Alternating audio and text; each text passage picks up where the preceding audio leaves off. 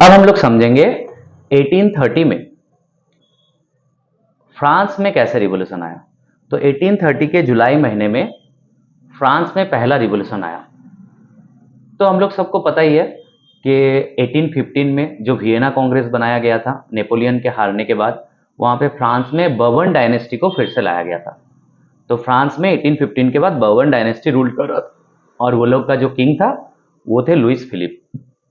तो जो लोग लिबरल रिवोल्यूशनरीज थे वो लोग फ्रांस में अपहेबल लाए और उस रिवोल्यूशन के वजह से फ्रांस में फिर से कॉन्स्टिट्यूशनल मोनार्की आया। कॉन्स्टिट्यूशनल मोनार्की तुम लोगों को याद होगा, 9 में पढ़े हो। मतलब कॉन्स्टिट्यूशन रहेगा, उसके साथ साथ राजा भी रहेगा। मतलब लुइस 15 राजा रहा, लेकिन वो राजा रहा कॉन्स्टिट्यूशन के हिसाब से, मतलब देश कॉन्स्टिट्यूशन के हिसाब से ही चलेगा, लेकिन राजा देश का हेड रहेगा। तो देश कैसे चलेगा कॉन्स्टिट्यूशन के हिसाब से? राजा मेन हेड रह जाएगा। तो फ्रांस में जुलाई महीना में ऐसा अपहेबल आया और जो लोग रिवोल्यूशनरीज थे वो लोग ये मूवमेंट लाए, ठीक है। वो लोग को हम लोग लिबरल रिवोल्यूशनरी बोलेंगे।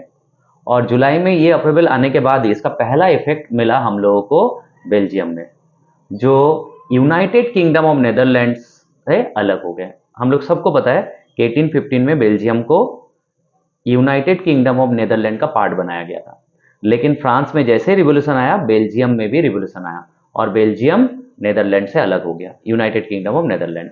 और ऑस्ट्रिया के जो चांसलर है जिसका नाम बार बार आता है, ड्यूक मेटरनिच, बोले भी थे कि when France sneezes the whole Europe catches cold. Okay, ये था फ्रांस का रिवोल्यूशन।